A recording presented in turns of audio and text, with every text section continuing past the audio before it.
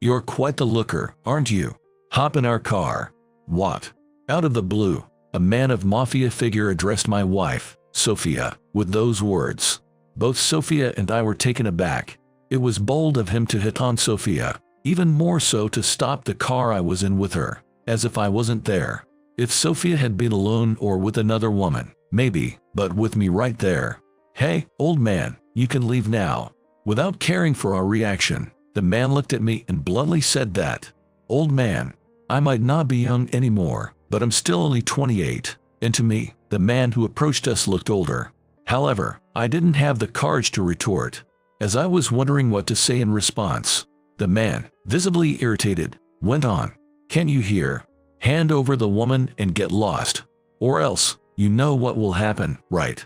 He said this while raising his left hand for me to see. An edged weapon. Upon closer inspection, I noticed scars on his face as well. This was undoubtedly a mafia member, I realized. But just because we were confronted by a mafia member, there was no way I could just hand over my beloved wife, Sophia, as if saying, "Here you go." How could I not protect my wife here?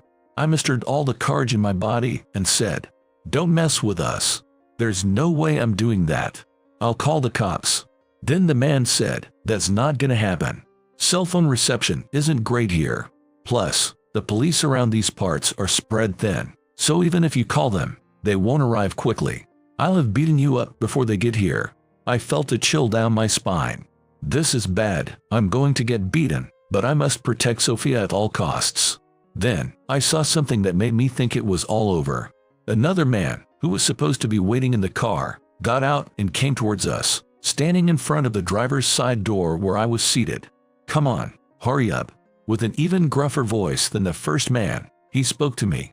When I remained silent, his hand reached through the window and grabbed me by the collar. "Stop it, I'll call the cops. All this cop talk is getting annoying. I told you, you can't call them. Weren't you listening to me?" I heard the first man's voice saying that. I was confused, but the only thing I was sure of was that I was in a pinch, desperately thinking of a way to get out of this situation. I have to protect my wife at all costs. If anything were to happen to Sophia, I couldn't let that slide. While being grabbed by the collar, I turned to check on my wife's safety. Then, I saw something astonishing. Sophia was looking at me, but suddenly, her usually gentle expression turned stern, and her eyes became intimidating as she looked down on the men. She uttered something in a strangely low voice. "Running your mouths like you own the place. Don't get too crocky. Sophia, my name is Ethan Smith. I'm 28 years old, and my profession is a software engineer. And not to hide it, I'm newly married. We get married just 6 months ago, right in the middle of our happiest moments. Sophia is 2 years younger than me, and we met through work 3 years ago. She was working at the company where I was sent as an IT consultant, and she patiently taught me everything I needed to know when I was still a newbie. My first impression was that she had a suiting personality and was considered a beauty icon in the office. So, a plain guy like me thought it would be presumptuous to even speak to her, and I never initiated a conversation. However, her kindness shone through as she occasionally made small talk during breaks, easing my nerves. But my stint at the said company was brief, just 2 months, and I didn't get particularly close to her before my assignment ended. Afterward, I returned to my original position, knowing I'd likely never see her again. Weeks later, one evening as I finished work and was walking to the nearest subway station, I heard a woman's voice call out, "Mr. Smith." Taken aback, I turned to find her smiling brightly, saying, "Long time no see. Remember me? I'm Johnson." Of course, I remembered. That woman was Sophia. By the way, Johnson was Sophia's maiden name before she got married. "Oh, of course, I remember you, Ms. Johnson. What brings you here?" Caught between happiness and embarrassment, I hastily responded, "I came to deliver something you left behind. This." With that, she pulled something from her bag and handed it to me. Seeing what it was, I felt even more embarrassed. It was a team mascot keychain. I'm embarrassed you went out of your way to return such a thing. You could have just thrown it away. It was probably the keychain I had on my personal locker key, and I must have returned it with the keychain still attached on my last day. It was only worth a couple of dollars, so I wouldn't have minded if she had disposed of it. Please don't say it's just such a thing. It wasn't much trouble to deliver. I'm glad we could meet again," Sophia said kindly as she handed me the keychain. And like that, from that day on, we exchanged contact information and gradually became closer. Despite being a plain, unremarkable guy, somehow I ended up dating the beautiful and kind Sophia, and we even got married. It's the end of the month, so it's all about sorting invoices, and my shoulders are killing me. One night, after work, Sophia mentioned this as she came home. We both continue to work after getting married, heading to the office on weekdays and resting on weekends. I've been an IT engineer for 5 years, and my shoulders are really stiff too. People from the Stone Age would be amazed that we're living in an era where we eat by working on computers every day. When I shared such a silly fantasy, that's so true. Nowadays, there's hardly any job where you don't have to face a computer. It's definitely not easy. Sophia said that and agreed with me. Hey, next month is your birthday, right? How about we celebrate by staying at a hot spring and spa lodge together? Suddenly struck with the idea, I suggested it to Sophia, thinking it was the perfect proposal for both of us suffering from stiff shoulders. Sounds great, let's go. Sophia agreed, so we quickly planned an overnight stay at a hot spring and spa lodge for the next month's weekend. Come to think of it, the last time we went on a hot spring trip was for Sophia's first birthday after we started dating. It's been about 2 years since then. It's been a while, and I'm looking forward to it. Then, before we knew it, the next month arrived, and the long-awaited day for our hot spring trip came. We decided to go by car, and I took the driver's seat, claiming the role because I enjoy driving and am used to it. If you get tired, Ethan, I can take over anytime, Sophia offered. Just her thoughtfulness alone was appreciated.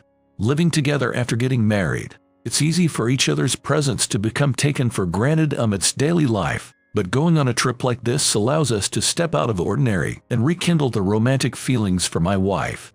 Sophia, you look beautiful today.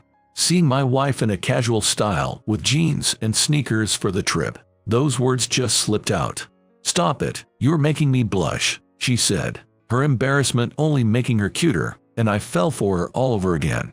Well, brooding aside, we set off in our car. We planned to take Route 101 toward Northern California and switched to Route 1. Driving in unfamiliar territory, I felt a bit anxious following the navigation. How about we grab some lunch along the way? What do you feel like eating, Sophia? When I asked, Sophia replied, I've actually already looked it up. There's a diner that serves seafood meals. She showed me her smartphone screen displaying the diner's website she had found. Sounds good. Sophia entered the diner's address into the map, and we followed the directions it gave us. It looks like we go straight and turn left at the third major intersection coming up.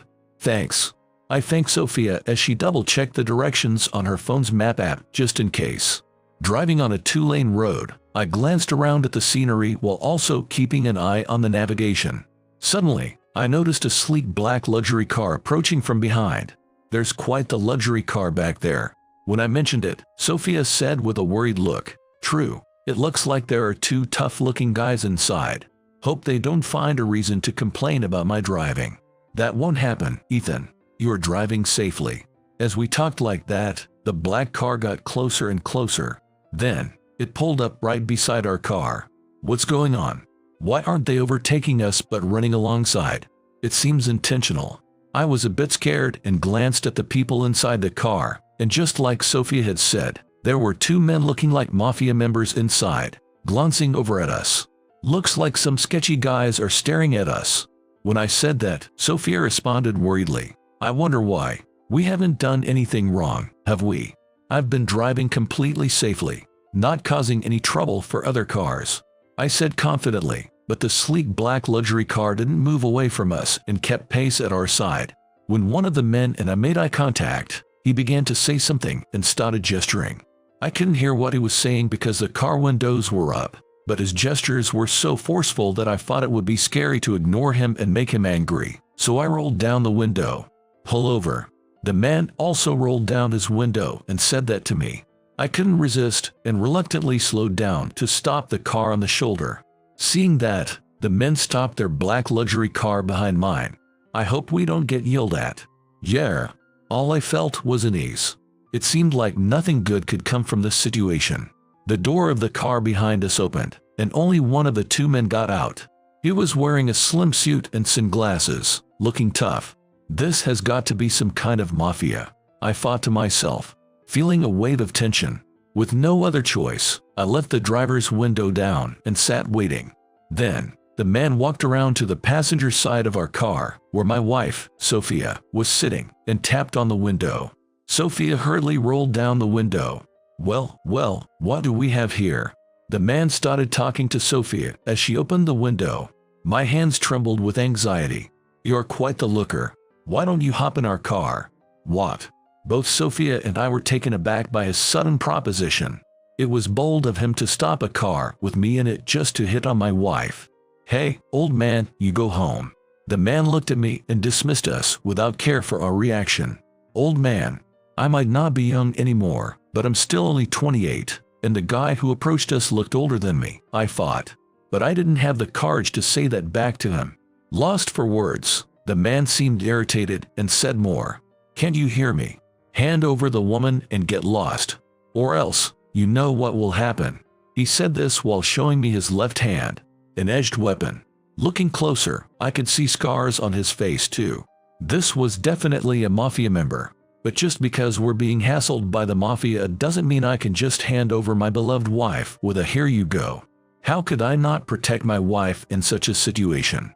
Gathering all the courage I had, I said, Don't be ridiculous. There's no way I'd do that. I'll call the cops. Then the man replied, That won't work. The cell signal here is bad, and the cops in this area are spread thin. They won't arrive quickly. I'll have beaten you up before they get here. A chill ran down my spine. This is bad. We're going to get hurt, but I must protect Sophia at all costs. Then, seeing what came into my view, I thought it was all over.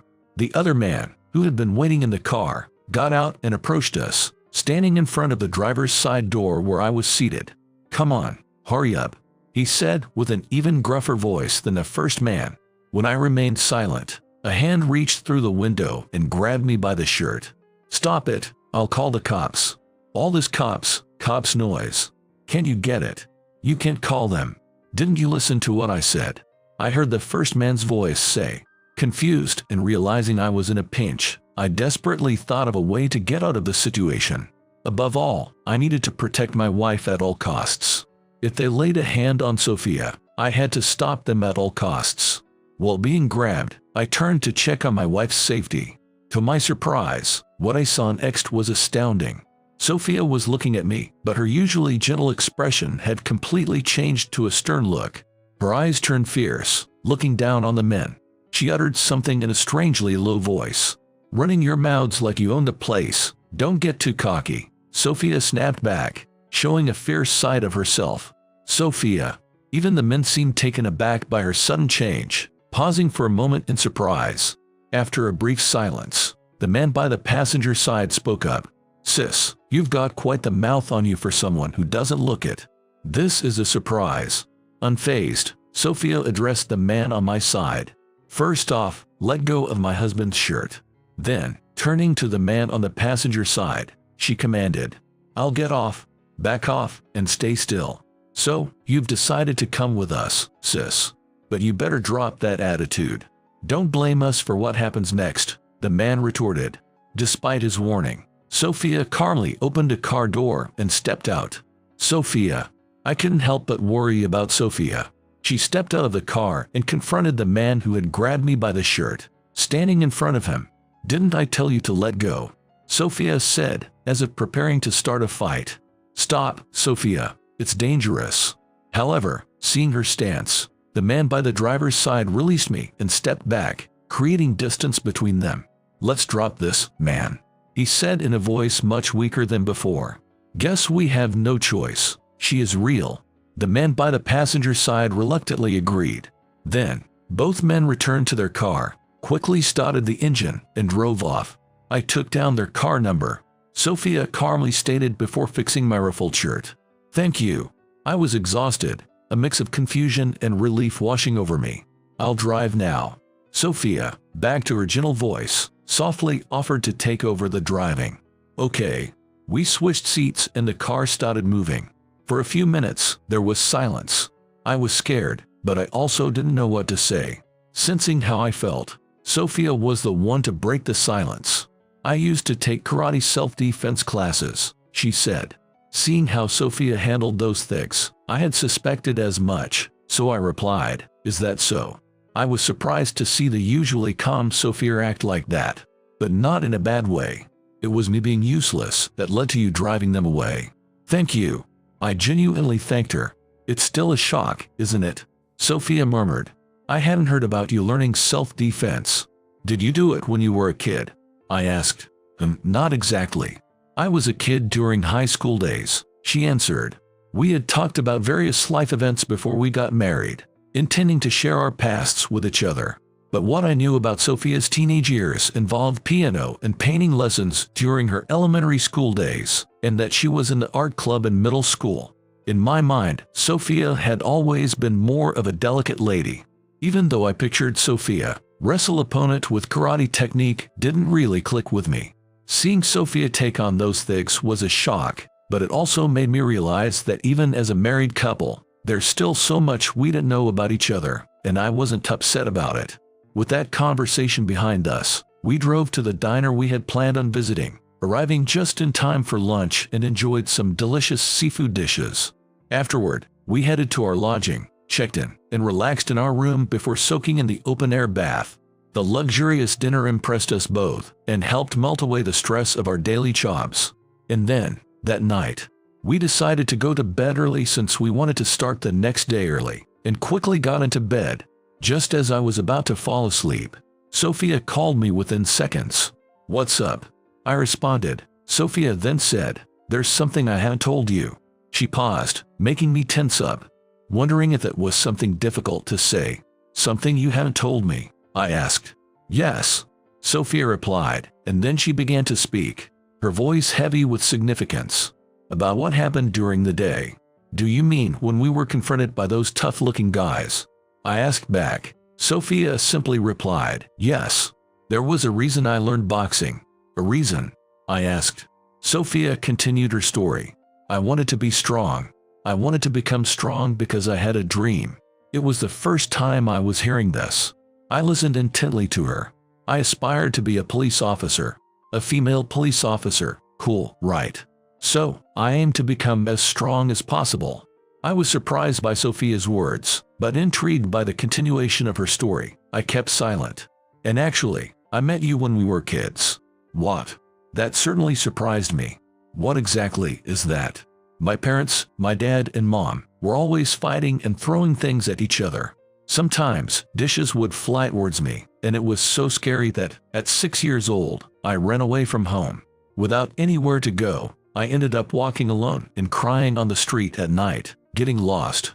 Then, a boy apparently a few years older than me noticed me, and, hearing this story, I searched my memory. There was something familiar about it. I remembered a time when I was coming home from swim lessons and found a little girl walking by herself. I had taken her to the police station. Could it be that the girl was you, Sophia? I was incredibly surprised by the thought. "Yes, that time, Ethan, you asked me what was wrong, and when I told you I was lost, you took me to the police station," Sophia said. "So, it was like that. But Sophia, knowing that I was that boy, why did you never mention it before? You could have told me," I blurted out almost reflexively. Sophia quietly apologized and then continued her story. "I didn't want to remember. There were some really sad moments, and it was hard for me to talk about. But as a married couple, I always planned to tell you someday. So, the incident this afternoon made me decide it was time," Sophia shared. I just nodded, encouraging her to continue. "When I was lost and crying that day, you showed me a keychain of a team mascot. You had several of them on your bag, right? You told me how much you loved that character, collecting pens, pads, and various other merchandise. I remember stopping crying because I found the story so interesting, and then you took one keychain off your bag and gave it to me. I've treasured that keychain ever since." Sophia continued her story. "The keychain had Ethan Smith written on it, so I knew the name of the kind brother who had taken me to the police station. I never forgot about it. Then, as an adult, when Ethan appeared at my company, I was shocked by the happy coincidence. Hearing this, I was surprised and asked, "So, when you saw me at the workplace, did you immediately recognize that it was me from the past?" "No, I thought there could be someone else with the same name at first. But when I saw the keychain on your locker was the same character from that time, I knew it was you. That's why, even after you left our company, I just had to see you again, so I went to deliver something to your company's entrance." "So, that's what it was," I said, even more surprised and at the same time glad. But I wondered what that had to do with the things she didn't want to remember. "I should have told you sooner, to thank you for taking me to the police station that day. But after meeting you that day, something sad happened," Sophia explained. I listened intently, bracing myself for what she might say next. "Do you remember the female police officer at the station?" "Yes, now that you mention it, I do remember," I confirmed, having a clear memory of it. "Her name was Officer Miller. I know her name because after that, I ran away from home several times and ended up at that police station." "Really?" I knew Sophia's parents had a tumultuous relationship and eventually divorced. After the divorce, she lost contact with her father and hadn't been able to tell him about our marriage. I had only spoken to Sophia's mother over the phone when we got married, as she didn't seem interested in meeting. I understood both her parents were far from being nurturing. Sophia had told me, "You don't need to get involved with my parents." With my parents always at odds and the house in chaos, I didn't want to be home. It felt more like I was running away to play at the police station rather than running away from home. But technically, it was still running away. Officer Miller was very kind to me, listened to my stories, and became a place of refuge for me. "I see. I had no idea that me taking you to the station would lead to you frequently visiting there." I said that while nodding. "Yes, I consider it thanks to you, Ethan. If I hadn't met Officer Miller that day, who knows how I would have ended up. I might have been mentally distorted." Sophia said so. Then her continued talking. "After sharing my story with Officer Miller, I felt relieved. And then, I realized the only home I had to return to was with my parents, so I decided to live with it and went back. I lived like that for a while until I was 8 years old." Sophia paused, hesitating for a moment. "Officer Miller passed away. One day, when I went to the station as usual, a different officer was there. When I asked about her, they told me she had died. At that time, I didn't fully understand what it meant for someone to die. Her colleague mentioned that, though she appeared healthy, she had been suffering from a chronic illness. She had wanted to fulfill her duty as a police officer, but she lost her battle." Hearing this, I felt a pang in my heart, realizing how hard it must have been for Sophia. Hearing about the tough experiences Sophia faced as a child made me feel pained as well. She didn't want to remember them, and it must have been hard for her to tell me. But back then, I was resilient. Thanks to Officer Miller's station, I became mentally stronger. So, although I was deeply saddened, I knew Officer Miller wouldn't want me to stay sad. I decided to live my life looking forward, and chose to become a female police officer in her place.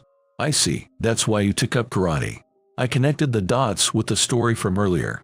"Yes, I wanted to strengthen both my body and mind, to stand up against bad people.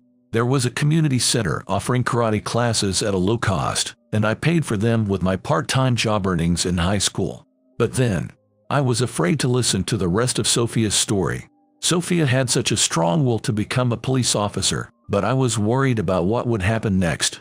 After my parents divorced when I was 9, the family troubles stopped, which was a relief. However, we were financially struggling, and my mom expected me to work and support her after high school graduation. I thought about joining the police force right after graduating, but my mom refused to allow it without giving a clear reason, which led to fights. I wanted to be free from my selfish parents and leave home. My mom said if I wasn't going to become a police officer, I might as well leave. "So, you gave up on becoming a police officer and left home," I realized. When I answered that, Sophia whispered, "Yeah." Knowing that Sophia had a strained relationship with her parents and had faced various struggles and hardships from a young age, I felt an even stronger need to support her as her husband. "But Sophia, now that you've left home and we're married, forming our own family, if you really want to pursue becoming a female police officer, I think you should. I'll support you," I earnestly told her. "Ethan," Sophia responded, seemingly surprised. "Thank you. Actually, there's more to the story," she said. "Yeah." I was a little nervous again as I waited for the conversation to continue. After I left home, my mother called me to talk about Officer Miller. Apparently, Officer Miller was my mother's classmate and best friend during their school days. However, due to my mother's selfishness, they had a fallout and became estranged as adults. Despite this, being the kind person she was, Officer Miller probably wanted to help the daughter of her former best friend who showed up at her station. My mother knew she was taking advantage of Officer Miller's kindness and didn't want me to think poorly of her, so she kept their relationship a secret, Sophia explained. Then, I found out from a classmate that Officer Miller actually lost her life in the line of duty.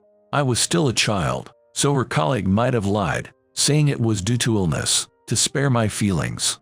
My mother opposed me becoming a police officer because it's a dangerous job. She didn't want me to pursue it, which is why she strongly objected. While I was surprised by the many stories that came one after another, I thought Sophia's mother must have loved her daughter in her own way. Realizing that as her current family, my role was to protect her, I moved to gently hug Sophia, who had shared so much with me. However, what I saw was my loving wife, who had fallen asleep with tears still in her eyes, sleeping peacefully. Our 2-day hot spring trip and spa came to an end, and we enjoyed a morning bath, a breakfast buffet, and visiting nearby tourist spots before safely returning home without any further encounters with the tough-looking men. Regarding the incident on the way there, Sophia had called the local police and provided them with the license plate number of the black luxury car. Later on, we heard that those men were arrested for a different theft, leading me to think about karma and feeling a sense of relief. Since that trip, Sophia seemed to have been pondering a lot and started practicing karate again. If Sophia decides to pursue becoming a female police officer again, I want to support her fully. While I genuinely don't want my beloved wife to take on a dangerous job, I also believe it's important to support her life choices. Realizing my own helplessness when we were confronted by the tough-looking individuals, I acknowledged that I should reflect on myself first. Maybe I should take up karate too. When I said this, Sophia gave me the most charming smile and said, "That sounds great," then playfully applied a self-defense move on me, causing us both to laugh.